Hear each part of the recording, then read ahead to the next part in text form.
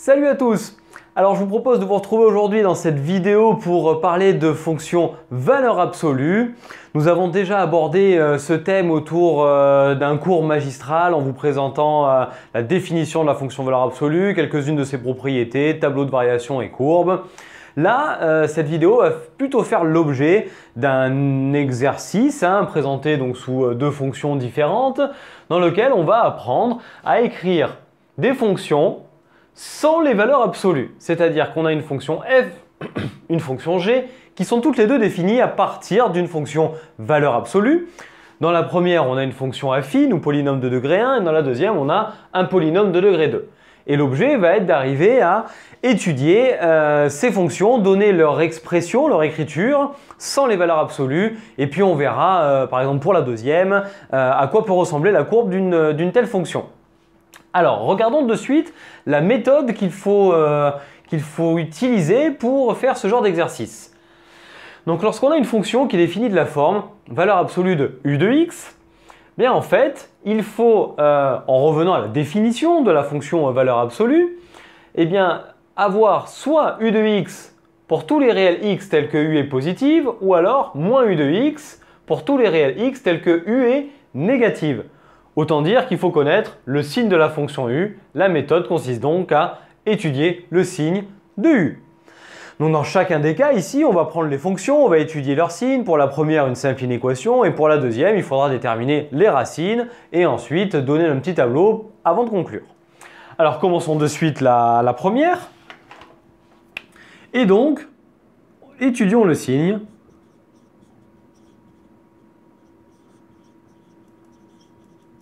de 3x moins 6. Alors, on résout, c'est du degré 1, donc on fait une petite inéquation. 3x moins 6 positif revient à x supérieur ou égal à 6 sur 3, donc 2. Donc on voit que le changement de signe s'opère en x égale 2 et que c'est positif après 2. D'où, et on peut donner l'écriture de la fonction f selon les valeurs de x.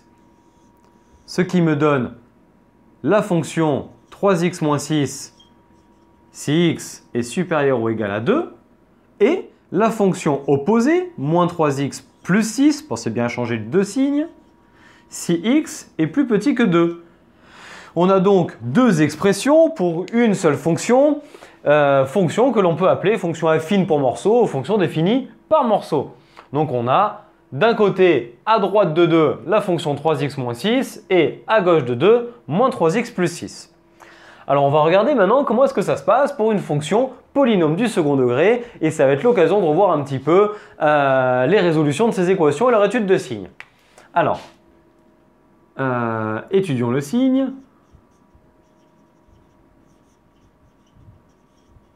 De u qui à x associe x carré moins 5x plus 4, qui est un polynôme du second degré.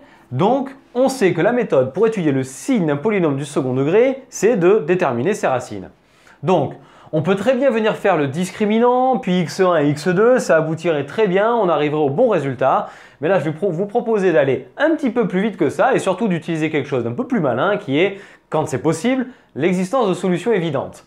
Et là, il est clair que eh bien, nous sommes en présence d'une solution évidente. Donc déjà, déterminons les racines de u, deux points, et on a u de 1 qui est égal à 1 moins 5 plus 4, donc 0.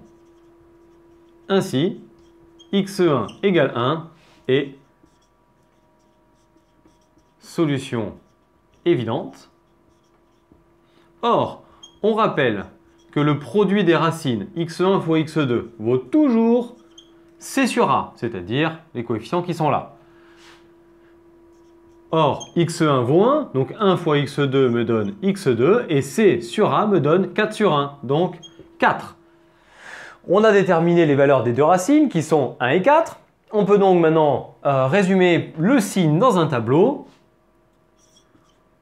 On a a qui est égal à 1 qui est strictement positif, donc hop, on obtient le tableau. Alors, u de x On met les valeurs dans l'ordre, 1, 4. Puis, on rappelle les valeurs où la fonction s'annule et on sait que c'est du signe de A à l'extérieur des racines. Ainsi, on arrive à avoir l'écriture grâce à la méthode qu'on a vue. On aura sur l'intervalle moins l'infini 1 union 4 plus l'infini l'expression de U et entre 1 et 4 son opposé. D'où g de x égale, et on a à nouveau une fonction définie par morceau qui me donne x carré moins 5x plus 4 si x appartient à moins l'infini 1 union 4 plus l'infini, ou alors l'opposé, et on change tous les signes, moins x carré plus 5x moins 4 si x appartient à l'intervalle 1, 4.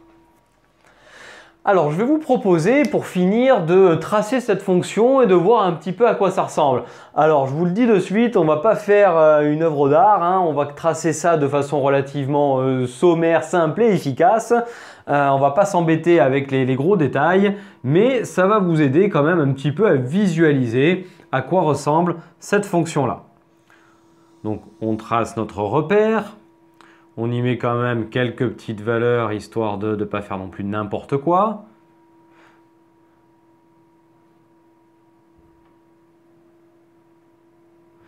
Vous remarquerez que ma règle est super efficace.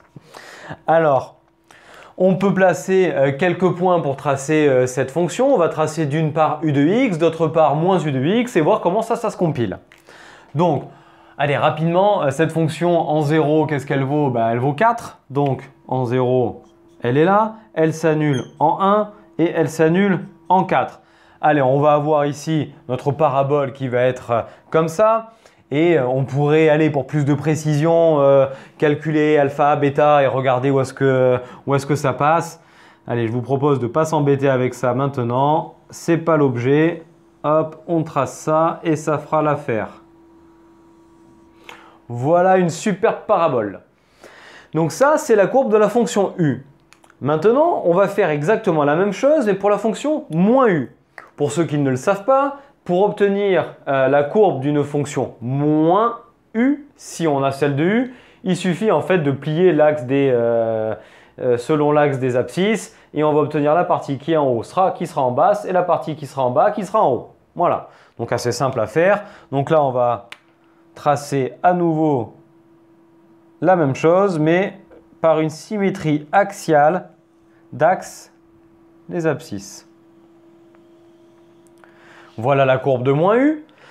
Et on reprend comment nous a été défini une fois qu'on a appliqué la méthode et trouvé le résultat. On nous dit que c'est u de x sur cet intervalle. Donc, sur cette partie-là, on a u de x. Sur cette partie-là également, on a u de x. Puis, entre 1 et 4, moins u de x. Donc cette fois-ci, je repasse celle qui était en rouge. Et on peut voir en noir la courbe de la fonction g, avec ces petits bouts pointus qui sont souvent associés à la valeur absolue. Attention, pas que, hein. Mais on a une courbe qui a cette forme-là, comme ça, courbe à laquelle vous n'êtes pas spécialement habitué. Et en fait, ce que l'on a fait, c'est qu'on a pris la fonction de base, qu'on a pris notre trinôme du second degré, qui était en bleu initialement, et la partie qui était en dessous de l'axe des abscisses, on l'a remontée. Et on a obtenu la courbe en fait en bleu, mais pliée selon l'axe des abscisses, et hop, ça nous donne cette partie-là. Donc voilà, on vient de voir au travers de deux exemples comment donner l'écriture d'une fonction définie à partir d'une valeur absolue. On verra dans une autre vidéo comment le faire lorsqu'il y a plusieurs valeurs absolues et je vous invite à aller la voir pour compléter votre apprentissage sur ce thème. Donc j'espère que vous avez compris un petit peu le principe. Lorsqu'une fonction est définie à partir de valeur absolue de u, on étudie le signe de u et on écrit u quand u est positif et moins u quand u est négatif. Ce qu'on a fait pour la première comme pour la deuxième. Donc j'espère que ça vous a aidé à mettre un petit peu les idées au clair là-dessus et approfondir votre apprentissage de ce chapitre. Je vous remercie d'avoir suivi la vidéo jusqu'au bout. Si vous voulez rater aucune de nos prochaines vidéos, je vous invite à vous abonner à notre chaîne sur YouTube en activant la cloche, mais également à nous suivre sur le net, sur Facebook et Instagram, sur nos réseaux sociaux. Tout ceci est remis en description de la vidéo. Et d'ici la prochaine, je vous souhaite à tous une très belle journée et je vous dis à très bientôt. Allez, ciao tout le monde!